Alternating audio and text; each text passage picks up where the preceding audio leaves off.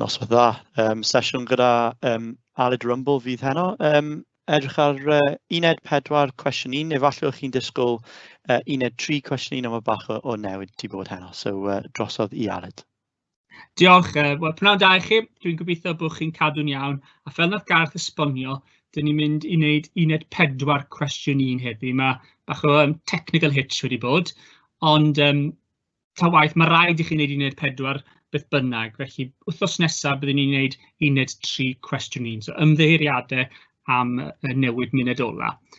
Nawr, os mae unrhyw cwestiwn gyda chi trwy gydol hwn, mae yna colofn fan le chi gallu gofyn cwestiynau, a dwi wedi clusnodi rhyw 5 munud ar y diwedd le allan ni fynd trwyddo rai o'r cwestiynau chi wedi gofyn. So, please gofynnwch cwestiynau wrth i ni fynd trwyddo'r cyflwyniad yma.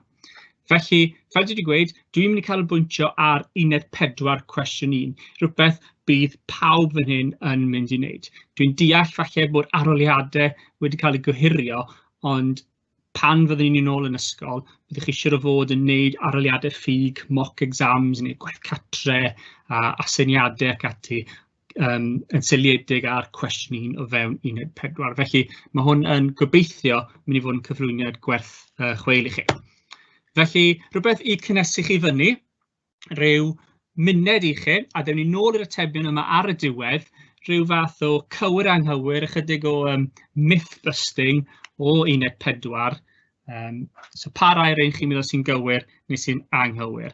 Does ddim rhaid i chi teipio nhw mewn, gallwch chi wneud nodyn yn eich pen chi neu ar papur, pa rai rhain chi'n meddwl sydd yn gywir a pa rai sydd yn anghywir.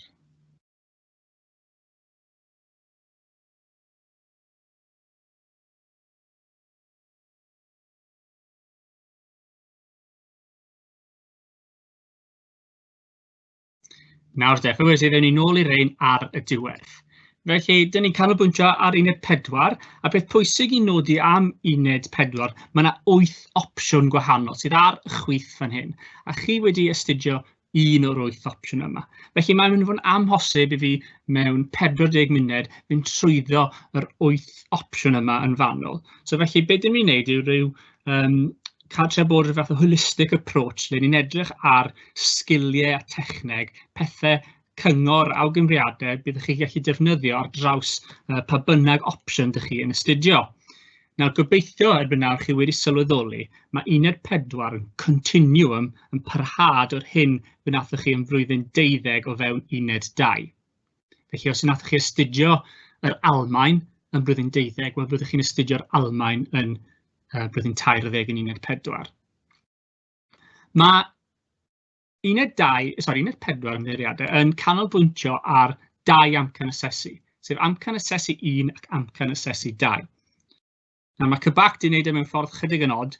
Mae cwestiwn 1 yn canolbwyntio ar amcan asesu 2, a mae cwestiwn 2 a 3 yn canolbwyntio ar amcan asesu 1.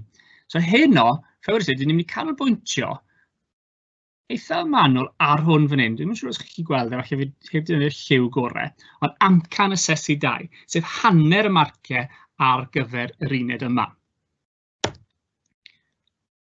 Cyn i ni jyst symud ymlaen, dyn ddim yn galw nhw'n adrannau, fi yw'r un sy'n galw nhw'n adrannau, ond yn uned 2, mae ffedd tag gyda chi 2 adran, mae'n dweud chi adran A, le chi'n cael 2 ffynonell a 1 cwestiwn orfodol. Mae rai chi ateb y cwestiwn yna. A wedyn adran 2, does o ddim ffynonellau, ond gewch chi 2 cwestiwn a gewch chi ddewis 1 ohonyn nhw. Mewn sesiwn gwahanol, ni canolbwyntio ar adran 2. Heb sylwi adran bythel hwnna wedi fod yn ddeiriadau. Ond ni'n mynd i canolbwyntio ar y cwestiwn 2 ffynonell heddi. Ond cyn i chi wneud hwnna, un o'r fel pethau dwi'n aml yn dod o hyd y myfyrwyr yn gweud yw, does ddim eisiau adolygu ar gyfer uned 2 a uned 4, oherwydd mae e'n uned ffynonellau. Ac wrth gwrs mae ffynonellau yn gallu helpu chi, ond mae'n holl bwysig mae gyda chi dealltwriaeth cryf o'r pwnc. Nawr, mae'n danfon hwn allan i chi mewn pecyn, ond mae'n holl bwysig bod chi'n ffeindio ffordd i adeiladu'r cynnwys i chi wedi bod yn dysgu. Trwy gwneud mapiau meddwl, cardiau fflach, llinell amser, a mewn sesiwn, un o sesiynau sydd i ddod, fyddwn ni'n edrych ar ffordd gorau adalw i cofio gwybodaeth. Fyddai hefyd yn danfon i'n rhain allan, rhywbeth dyn ni wedi bod yn cydweithio gyda cybac ar, yw trefnu'r gwybodaeth neu restr wirio, rhyw fath o checklist i bob pwrpas.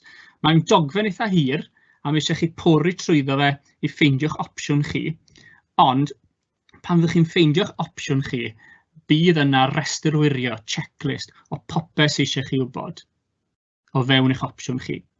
So gobeithio bydd hwnna yn rhoi syniad i chi o'r hyn mi eisiau chi i ddysgu mwyn llwyddo yn yr uned. Ond, ti'n ffewrys ni'n mynd i canolbwyntio ar cwestiwn 1 heddi. Nawr, mae cwestiwn 1 yn uned 2 a cwestiwn 1 o fewn uned 4 yr union yr un peth, exactly the same. So gobeithio chi wedi cael cyfle i adeiladu ar y sgiliau yma blwyddyn diwetha. Felly mae'r cwestiwn, pa bynnag opsiwn chi'n neud, pa bynnag papur aroliad o chi'n mynd i ffeindio, bydd yn dechrau fel hyn. Gan ddefnyddio'ch dealltwriaeth o'r cyd-destun hanesyddol, aseswch werth y 2 ffynhonnell hyn hi ynesydd sy'n astudio a wedyn bydd pwnc. Yn amlwg bydd y ffynhonnellau yn wahanol, ond dyma y cwestiwn chi'n mynd i gael. A fel dwi'n gweud, mae'n canolbwyntio ar amcan asesu 2, sef eich gallu chi i ddadansoddi a gwerthuso deunydd ffynhonnell priodol sy'n gynradd neu'n gyfoes i'r cyfnod o fewn eu cyd-destun hanesyddol. Dwi nawr yn mynd i roi muned i chi. Jyst muned cyflym, jyst cael chi feddwl beth sydd angen gwneud mwyn llwyddo yn y cwestiwn yma. Beth yw'r cyngor falle mae'r athrawon di roi i chi? Beth yw top tips personol chi? So meddyliwch beth mae rhaid i chi wneud mwyn llwyddo yn y cwestiwn yma. So meddyliwch, beth mae amcan asesu 2 yn wir yn gofyn i chi wneud?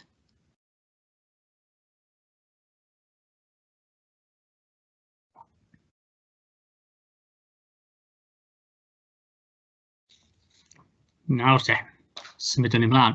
Felly, dyma beth mae amcan asesu 2 yn gweud. Mae'n gofyn chi dadansoddi gwerthuso ffynhonnellau yn y cyd-destun hanesyddol. A dwi wedi tanlinellu fe, dwi wedi rhoi yn bold yn pwysleisio'r pwysigrwydd. Dadansoddi, analyse yn Saesneg, y gallu i tynnu gwybodaeth oddi wrth ffynhonnell. So chi'n darllen dyddiadur neu edrych ar poster, a chi'n gallu gwybod, beth ydw i'n dysgu o'r ffynhonnell yma? Beth mae'r ffynhonnell y cynnwys hwn yn dweud i fi ar gyfer y cwestiwn?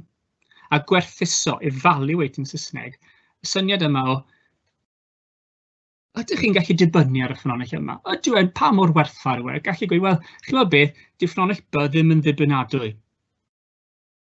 A beth sy'n cael ei ngofio lot, y darn ola yma, y cyd-destun hanesyddol, historical context.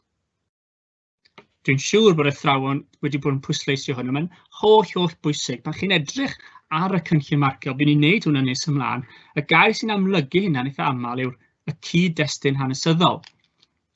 Felly, beth yn union yw'r cyd-destun hanesyddol? Wel, chi'n gallu torri fe mewn i 2 ran. Y ran cyntaf, fel y cyd-destun ran tarddiad, ran yr awdur. Pwy sy'n ei gweud hwn? Pryd mae'n cael ei ddweud? Lle mae'n cael ei ddweud? Ac wrth bwy?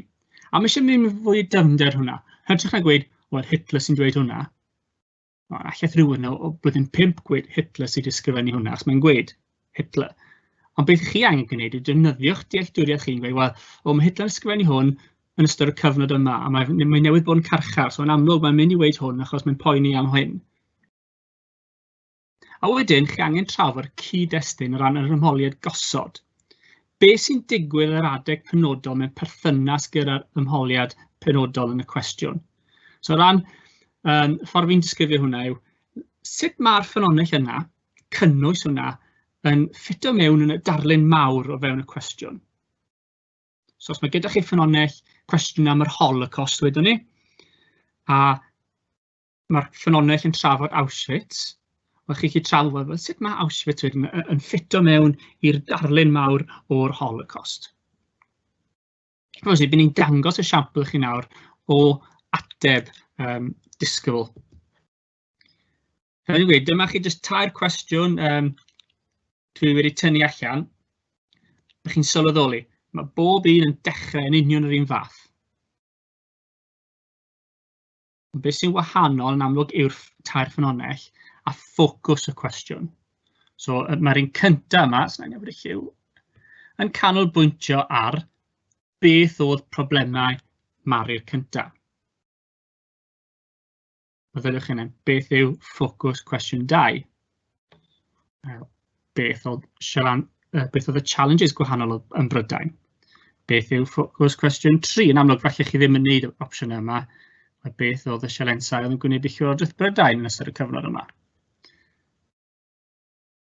Felly, eich tasg chi nawr, pan bych chi yn ateb hwn yw edrych ar y ffynonell a gweud, wel, dyma beth mae'n gweud, ond yr her yw bwrw'r marciau eich efo, beth mae'r ffynonell yn dweud am, beth mae'r ffynonell yn dweud am problemau oedd Mari'r cyntaf yn gwynebu. A dyma chi cwpl o bwyntiau sydd mae cybac yn gweud, dim fi sydd yn gweud rhain. So, pobl sydd yn gosod yr cynlluniau marcio, sydd yn gosod y papurau aroliadau, dyma beth maen nhw moyn i chi ystyried pan chi yn ysgrifennu'ch atebion chi. Ydych chi'n canolbwyntio ar y cwestiwn? Ydych chi, y cwestiwn, dyma y pethau dyn ni wedi tanlinellu nawr. Ydych chi'n ystyried pam, pryd, sut ffurfio'r ffynonell? Ydych chi'n cysylltu'r cynnwys gyda'r cwestiwn, debyg i'r pwynt cyntaf? Ydych chi'n ystyried y cyd-destun hanesyddol? A bydd ni'n edrych ar y siamplau rhain mewn ychydig. A falle, hwn dwi'n gweld, os ni'n cymryd rhyw fath o top tip o'r slaid yma, dyma y pwynt, yr un 5 lawr. A ryw ffynonell yn fwy gwerthfawr na eraill? Os felly pam? A dyma le chi'n dangos fel yr uwch sgiliau yma'n hanes. Gallu gweud, wel chi'n gwybod be, chi'n rili methu ymddiried ar ffynonell B. Does ddim llawer o werth i fe, achos mae fe yn rhoi ffeithiau anghywir, mae fe yn llawn tuedd, mae fe'n un ochrog, dwi heb ystyried hyn, felly dwi ddim llawer o werth. A bydd y person sy'n marco yn gweud, waw, maen nhw wedi dangos dyfarniad clir fan hyn. Chi'n gweud, wel, mae hwn yn fwy werthfawr yn hwn. Hytrach yn gweud, mae bob un yn werthfawr, mae bob un yn ffantastig. Wel na, dim yn y reality pan mynd fel haneswyr ffynonellau. Chi'n gweld rai pethau sydd yn llawer fwy gwerthfawr nag eraill. A wedyn ydych chi wedi dwyn ynghyd eich dadleuon mewn casgliad clir a chrynodol. A does dim eisiau casgliad fod ar y diwedd yn uniongyrchol, a casgliad fod yn gyson trwy gydol e. Ar ôl gorffen, dadansoddi'r trydydd ffynonell, allwch chi roi eich casgliad mewn fyna. Neu allwch chi roi e mewn ar ôl gorffen eich gwerthusiad o'r ffynonell cyntaf. Byddwch chi'n gwneud e'n gyson trwy gydol e. Dyma i chi cynllun, eto byddai'n danfon hwn allan i chi mewn ychydig. Cynllun sydd wedi cael ei cymrydwyo gan cybac, dwi wedi bod yn cydweithio gyda nhw'n creu y cynllun yma. Mae'n weddol syml. Na'r un peth sy'n bwysig i pwysleisio, mae yna gwahanol ffordd o cynllunio ateb ar gyfer hwn. So os mae'ch athrawon chi'n gweud, o na, fi eisiau bod chi'n defnyddio'r cynllun penodol yma, falle bydd yn well i chi gadw at hwnna.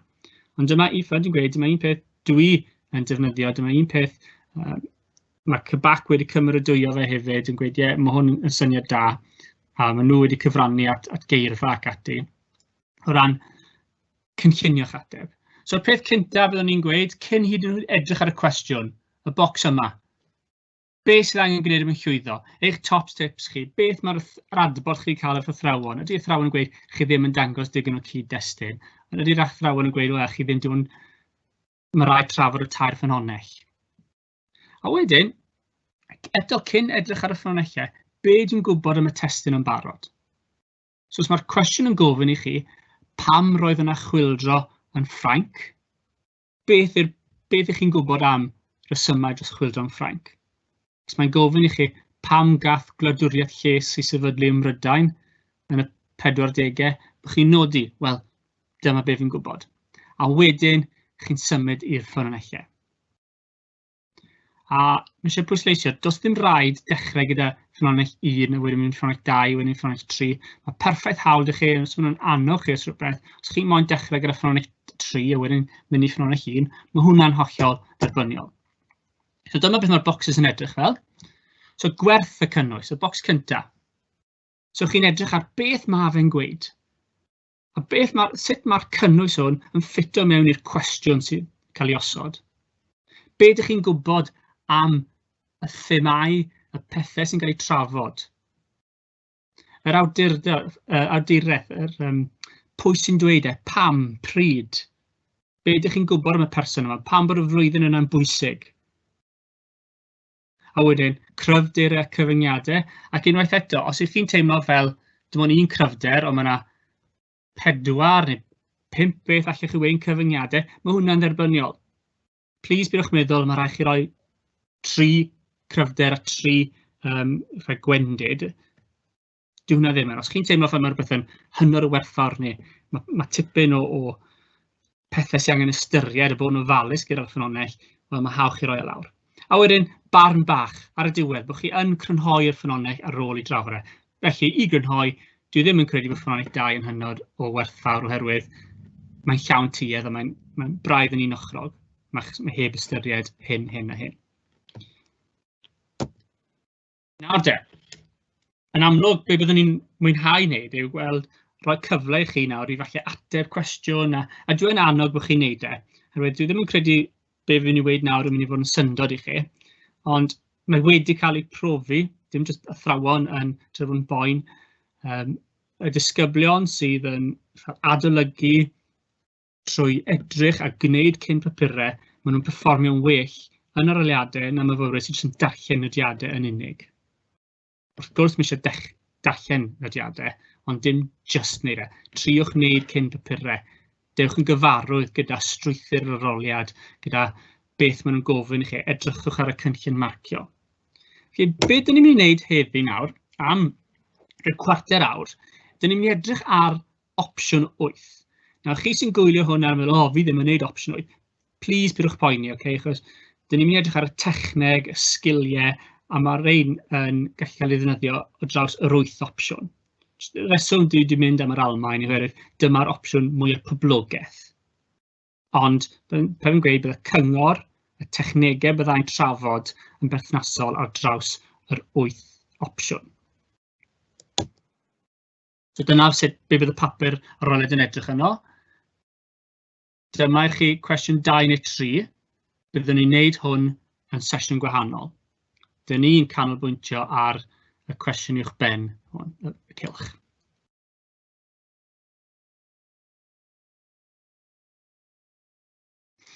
Nawr de, so dyma'r cwestiwn. Gan gyfeirio at y ffynhonnellau a'ch dealltwriaeth o'r cyd-destun hanesyddol, aseswch gwerth y 2 ffynhonnell hyn I hanesu sy'n astudio, yr un peth mae'n gweud I pawb, dyma'r part bwysig, newid yn y ffordd y cafodd ei ddewon I thrin yn yr Almaen rhwng 1933 a 1943. Felly, edrychwch ar y cwestiwn a gyfynnwch hynny. Beth yw'r geiriau pwysig? Beth yw'r pethau dwi eisiau canolbwyntio arno? Okay, so mae'n gofyn I chi newid, ynddo fe? Sut mae polisïau y Natsiaid tuag at yr Iddewon yn newid? A wedyn eisiau chi gofyn I hunain, cyn edrych ar y ffynhonnellau, beth yw'n gwybod am hwn yn barod? Chi pigo allan y thema pwysig, newid. Nawr, petai ni'n gwers nawr, byddai fi bwrdd gwyn a byddwn ni'n ysgrifennu, be ni'n gwybod? Sut nath y proses o gwrthsymitaeth a polisïau gwrthsymitaeth datblygu yn yr Almaen? Okay, so beth na fi nawr, na'n rhoi 30 eiliad crynodeb I chi sydd ddim wedi astudio hwn neu chi sydd yn ngofio.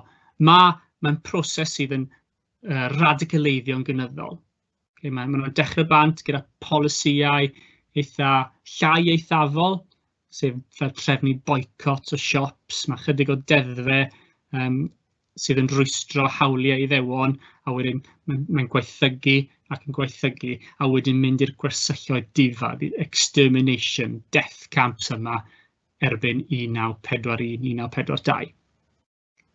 Okay, so mae'n proses o cynhyddu, mae'n waith a waith a waith. Dyn ni nawr yn mynd I edrych ar ffynhonnell A wedyn byddai'n dangos chi ymateb i'n disgybl I sut maen nhw wedi trafod y ffynhonnell yma a beth sydd yn mynd yn dda, sut byddwn ni'n datblygu'r ateb yna ac ati. So dwi nawr yn moyn rhoi, just os munud a hanner I chi, fi'n deall dwi ddim yn lot o amser, dwi'n ymddiheurio hwnna.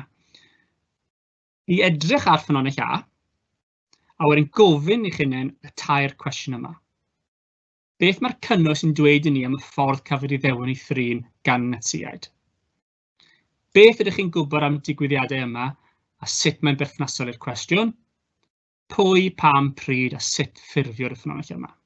Felly, dwi'n mynd i roi munud a hanner i chi, a dwi'n mynd i trafod na i roi chydig o pointers i chi. So, dwi'n mynd i fod yn dawel nawr am ryw munud a hanner.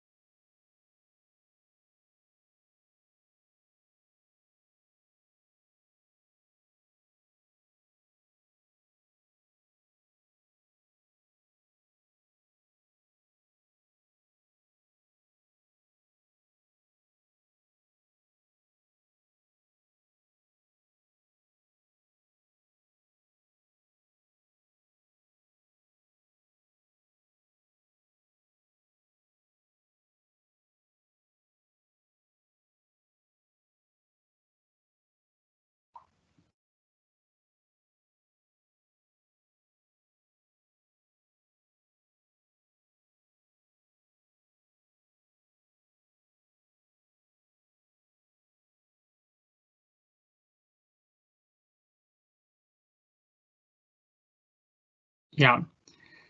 Yn amlwg, yn yr aroliad, neu mewn gwers, byddwn ni'n trafod hwn, yn anffodus, dwi'n methu wneud hwnna i gyd heno. Ond dwi'n credu, mae'r un tair cwestiwn dylech chi ofyn i chi hynny, ta waith be bynnag yw'r opsiwn, be bynnag yw'r ffynonell. Yn amlwg, bydd y darn yma newid, ond dylech chi ofyn i chi, beth mae'r cynnwys yn gweud i fi am ffocws y cwestiwn, problemau marri'r cyntaf. A chi, beth chi'n gwybod am y digwyddiadau yma? So, na i jyst rhoi crynodeb chi, so byddai'n gwneud synwyr chi sydd heb astudio'r pwnc yma, byddwch chi'n gallu edrych ar yr ateb. Mae hwn yn siarad am boicot nath y Natsiaid trefnu, le o'n nhw'n annog Almaenwyr ddim i siopa yn siopau oedd yn cael ei rhedeg gan Iddewon.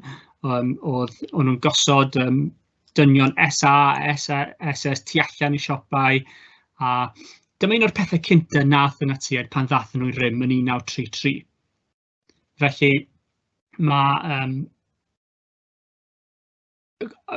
dyna'r fel pwynt 1 yn rili gyflym. Pwynt 2, be dwi'n gwybod? Wel, falle oedd y boicot mor llwyddiannus a fydde y Natsiaid wedi hoffi. Oedd llawer o Almaenwyr dal yn mynd i'r siopau yma, achos nhw angen y nwyddau yma. Ac nid oedd bob siop Iddewig yn cael ei boicoto. Roedd yna fel exemption list gyda nhw. Enghraifft, os oedd y perchennog y siop wedi ymladd i'r Almaen yn ystod y ryfel. A wedyn, pwy, pam, pryd? Wel, mae hwn yn dod o Uwch Beobachters.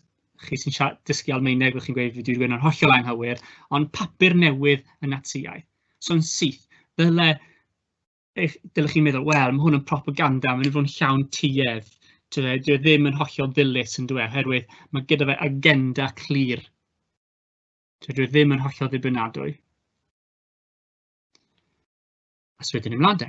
So dyma i chi ateb un disgybl, dwi ddim yn gwybod pwy yw'r disgybl yma, i'r ffynonell yma. A fi moyn chi ofyn i chi nawr, ydy'r disgybl yma yn ateb y tair cwestiwn yma? Ydyn nhw'n trafod y cynnwys a cysylltu'r cwestiwn yma, sut gath ei ddewon i trin gan Natsiaid? Ydw e'n trafod am gwybodaeth eu hunain nhw, a wedyn ydyn nhw'n edrych ar pam, pwy, pryd. So dwi'n mynd i roi rhyw 90 eiliad i chi edrych ar yr ateb yma. Eto bydd hwn i gyd yn cael ei e-bostio allan i chi, so gech chi fel astudio fe'n llawer fwy fanylach a mynd trwyddo fe yn fanwl. Ond rhyw 90 eiliad nawr, jyst i edrych ar hwn yn angel, ydyn nhw yn trafod y cynnwys? Ydyn nhw'n gysylltu'r cynnwys gyda'r cwestiwn?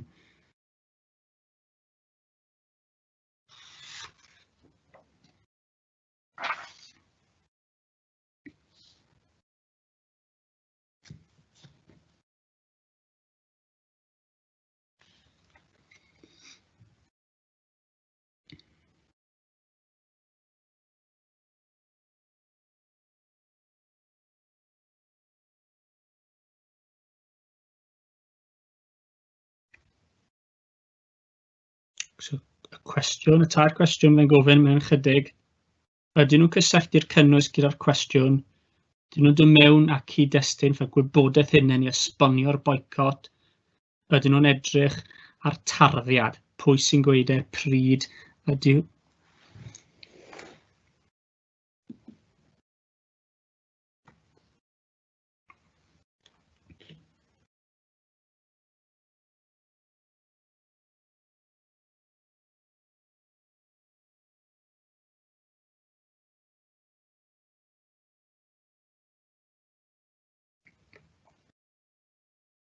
Iawn de, ewn ni symud ymlaen de.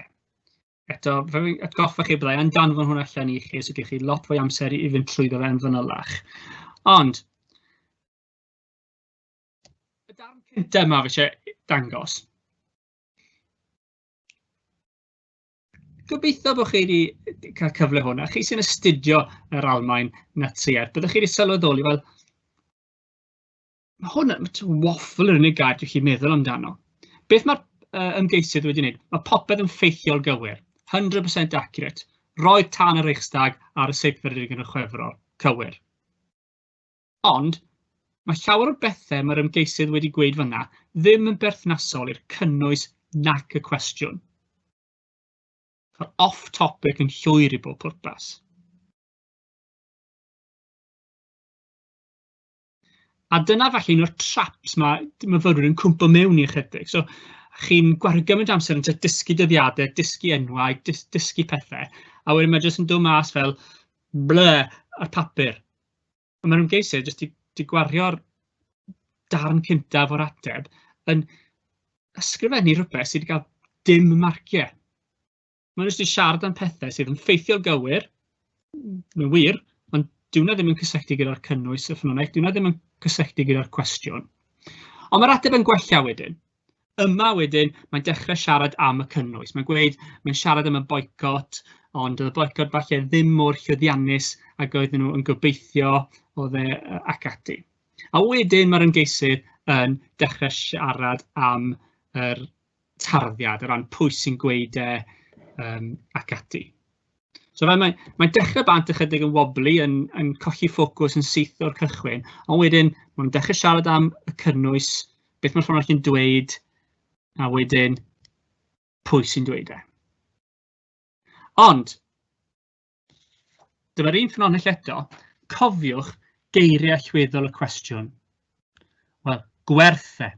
Cofiwch, dyna un o'r pethau mae can asesu wneud. Eich gallu astudio gwerth ffynonellau, a newid. Nawr, os ywch chi porwch trwy hwnna'n rili gyflym i fi, ydych chi'n gweld y geiriau gwerth neu newid neu rhywbeth tebyg yn ymddangos yn y paragraff yma?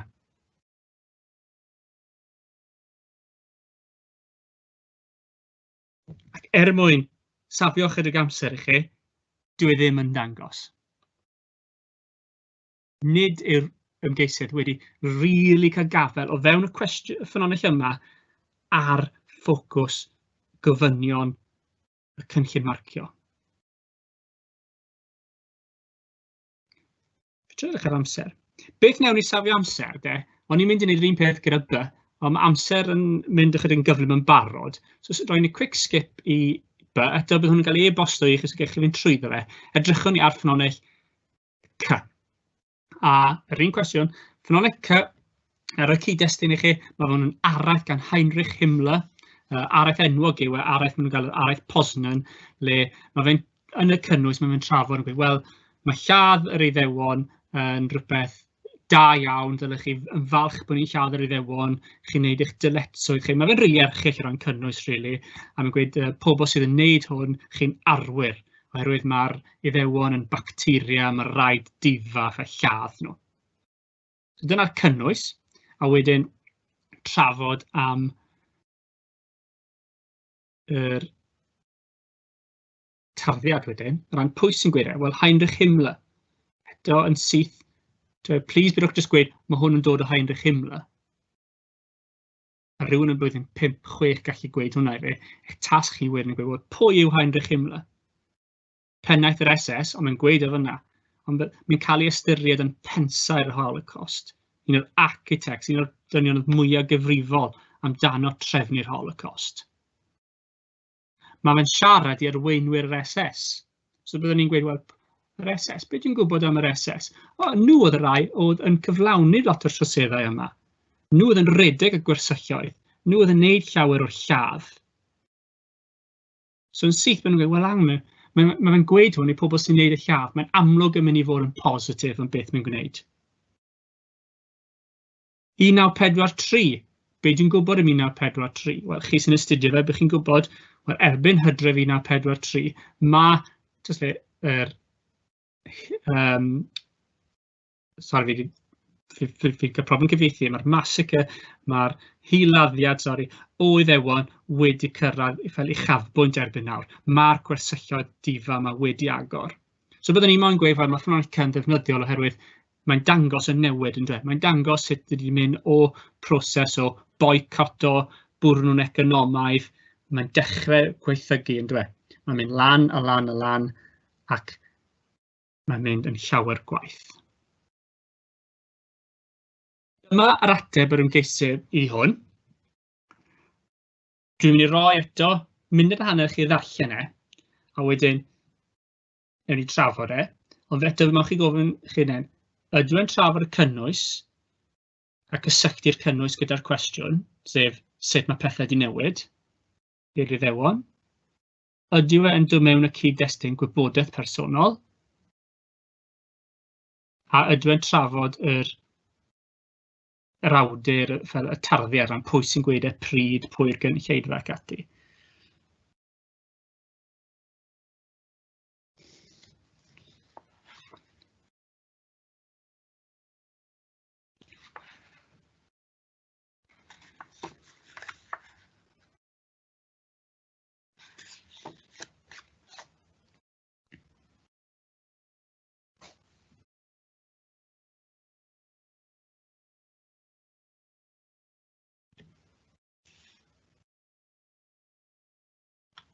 Chydig o eiliadau bellach i chi.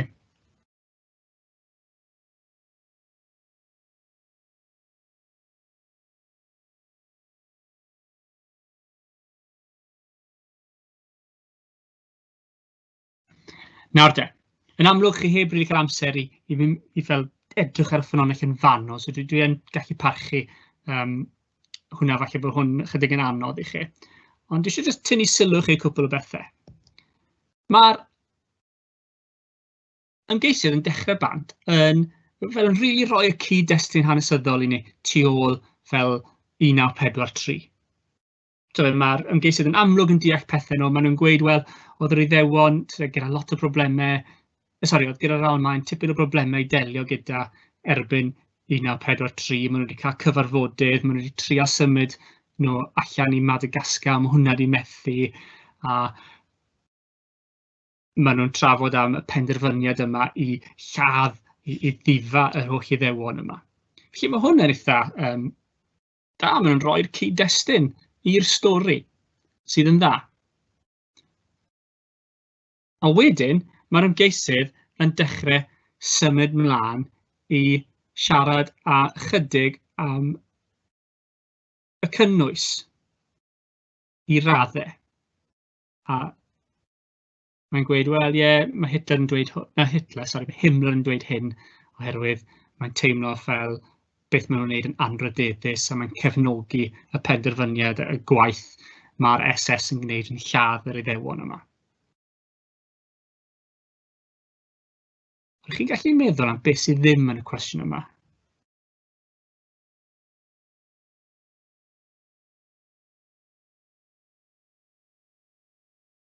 Mae heb rili mynd i gael gafel ar y tarddiad yn dweud, pwy sy'n gweud hwn?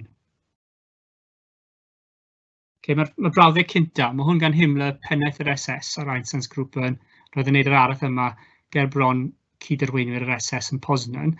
Wel, mae hwnna jyst yn ail, mae jyst i copïo y bocs dan o fe. Byddwn ni'n gweud, wel, dyle'r ymgeisydd yma dweud, wel, pwy yw Himmler, a beth yw perthynas Himmler gyda'r cwestiwn, sef triniaeth yr Iddewon, ac ffaith mae'n cael ei ystyried yn pensaer, architect yr Holocaust. Mae'n siarad gyda'r SS. Wel, pwy yw'r SS a sut maen nhw'n ffeidio? A hefyd, a'i nôl i hwn, cofiwch y cwestiwn, newid, Gwerth.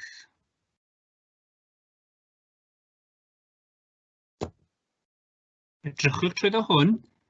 Ydy'r ymgeisydd, yn amlwg, sy'n rhaid chi ddefnyddio gair am air. Os chi'n defnyddio geiriau chydig wahanol, chi'n cael ei gosbi amdano fe. Ond edrychwch ar hwn. Ydy'r ymgeisydd wedi dod mewn ar gair dangos sut mae pethau'n newid.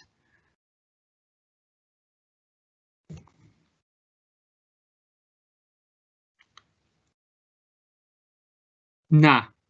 Ydy'r ymgeisydd wedi dod mewn ar gair fel gwerth i hynesydd. Mae'r ffynonell yma yn werthfawr. Mae gwerth hwn yn cael ei cryfhau neu gwanhau o ganlyniad i hwn. Na di. Okay, so, does ddim amheuaeth gyda fi. Dwi ddim yn nabod y myfyriwr yma. Ond mae myfyriwr yma'n amlwg yn deall hanes nhw. Mae'n amlwg yn deall y stori. Ond efallai'r gwendid fan hyn yw, nid yw'r ymgeisydd wedi rhoi pethau lawr yn y ffordd cywir. Dwi ddim yn, a hanner y frwydr, a fi yw sicrhau bod chi'n gwybod beth mae'r arolwr yn chwilio amdano. Felly, os ai lawr at hwn, eto byddai'n danfon y cynllun marcio allan i chi. A nes i gaddo'r 5 munud ola i wneud unrhyw sesiwn cwestiynau, so a'n syth nawr i'r marc mae hwn wedi cael. Gath hwn band 4, 16 marc. So pan dyn ni'n edrychwn ni mewn ar band 4 16 marc. Mae'r ymgeisydd yn dechrau dangos rai nodweddion band 4 sydd ar y top. Ond hwn yw'r beth sy'n bwysig. Wrth trafod y cyd-destun hanesyddol cyffredinol, wel mae fe yn. Mae'r ymgeisydd yma, fe neu hi, yn trafod y hanes cyd-destun. Mae'n canolbwyntio'n bennaf ar defnyddioldeb ac yn gyfyngedig pan mae'n dod i gwerth. Fel nes i gweud, dwi ddim ar unrhyw adeg yn y treithar yn trafod beth yw gwerthau. Ydw yn ddilys, ydw yn ddibynadwy. Mae hwn yn ateb da, mae hwn yn ateb cryf. Ond dwi'n methu helpu teimlo, yr ymgeisydd wedi defnyddio'r cynllun fel hyn, neu tebyg i fel hyn, bydden nhw wedi sicrhau bod nhw wedi gwneud e. Yn amlwg, does ddim rhaid dechrau bant yn trafod ffynonell 2, sy'n rhaid trafod gwerth, os chi moyn dechrau trafod awduredd, fel mae'r ymgeisydd yma wedi gwneud, mae hwnna'n ffain. Ond beth mae wedi gwneud, fi'n credu, mae diffyg strwythyr yn yr ateb. A mae fe neu hi wedi anghofio neu cwpl o bethau. A jyst i gweud pa mor agos yw hwn, mae 16 yn gradd C. Os ych chi'n llwyddo i bwrw band 5, sef 21 uwch ben, chi'n edrych ar bwrw A isel yn hyn. Fine margins, chydig o tweaks. Os oedd yr ymgeisydd yma wedi sicrhau bod nhw'n trafod beth yw gwerthau, os nhw wedi cysylltu nôl i'r cwestiwn, mae hwn yn werthfawr oherwydd mae'n dangos bod polisi'r netsiaid at yr Iddewon wedi newid i fod yn llawer fwy eithafol. Athyn ni edrych, mae ffynonell C, maen nhw'n lladd yr Iddewon, mae newid sylweddol wedi bod i ffynonell A le nhw'n boicoto'r siops. Pethau bach, brawddegau bach yw nhw, ond mae'n gwneud gwahaniaeth enfawr i'ch ateb chi. Ond byddai'n danfon hwn i gyd allan yn pecyn i chi, gyda marciau, gyda fel breakdown o sut nath yr ymgeisydd wneud e. So os o'n i'n rhoi fel top tips fi ar gyfer ateb y cwestiwn yma, cysylltu y ffynonell cynnwys nôl i ffocws y cwestiwn. So os mae'r cwestiwn yn gweud beth oedd problemau Mari'r cyntaf, chi'n gweud, dyma beth mae'n gweud, ond dyma beth mae'n gweud yn problemau Mari. Trafod y cyd-destun hanesyddol. Wel, mae ffynonell yma yn trafod hwn achos yn ystod y cyfnod hwn, oedd hwn wedi digwydd, oedd hwn yn effeithio hwn. Trafod yr awdur, y person sy'n gweud hwn, ond y person yma'n cysau y brenin, so mae'n mynd i fod yn dangos tuedd. Ti'n ffili rili ymddiried yn dweud, dwi ddim yn ddilys. Bod chi'n mynd nôl i ffocws y cwestiwn, a bod chi'n trafod gwerth y ffynonellau. Felly, dwi ddim yn gweld ffynonell 5 yn werthfawr, o 5 sy'n 5 i gael. Dwi ddim yn gweld ffynonell 2 yn werthfawr o gwbl, oherwydd mae heb trafod hwn. Nawr, os fi'n edrych ar y timers fi wedi mynd a sgipo hwnde i'r diwedd achos mae amser yn bryn. So os yna unrhyw cwestiwn gyda chi, unrhyw beth chi moyn fi esbonio eto, fi'n hapus ateb unrhyw cwestiynau os ydych chi ofyn.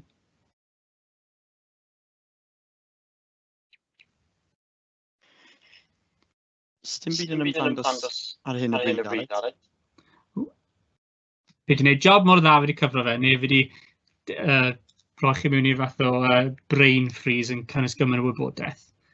A mae gyda ni ryw munud neu ddoi, so os chi moyn gofyn cwestiwn, dwi'n hapus ateb nhw. Does ddim fath beth a cwestiwn twp.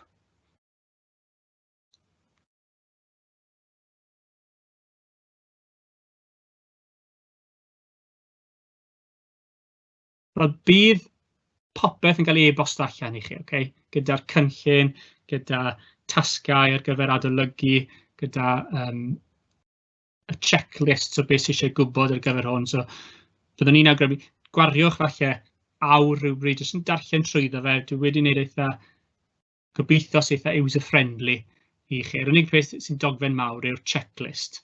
Ond yn amlwg chi ddim angen gwybod popeth, chi'n ffeindio'ch opsiwn chi. Felly,